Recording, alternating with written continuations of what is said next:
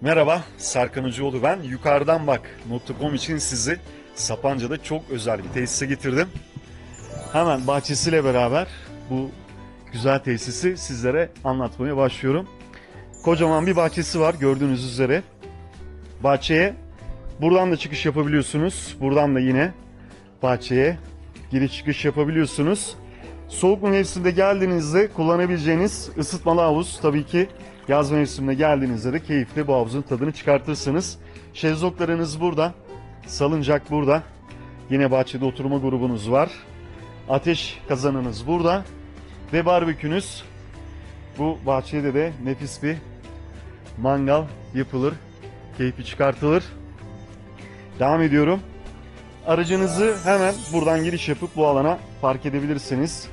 Nefis bir göl manzarası var ki şurada üstte bir balkon var. Oradan o gölün manzarasını da size gösteriyor olacağım. Ve şimdi beraber bu keyifli evin içini de gezelim.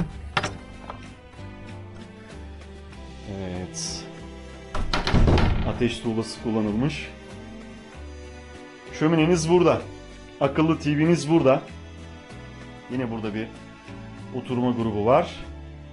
Mutfağınız burada. Tam donanımlı mutfak. Yani ocağınız var.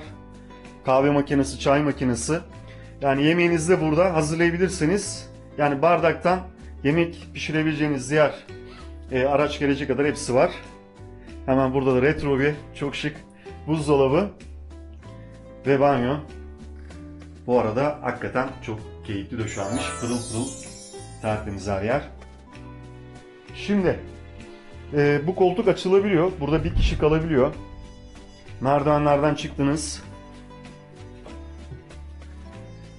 Burası yatak odası. Şöyle tavanı da göstereceğim. Farklı bir dekorasyon yapılmış burada.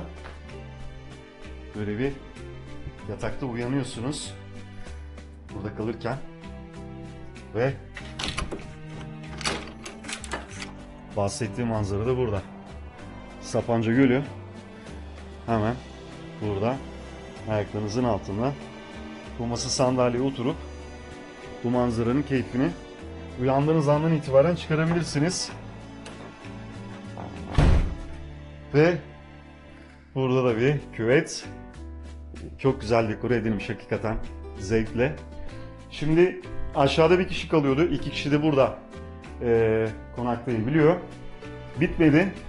Bu merdivenleri de tırmandığımızda hemen devam ettiğimizde burada da 4. kişi rahatlıkla konaklayabiliyor.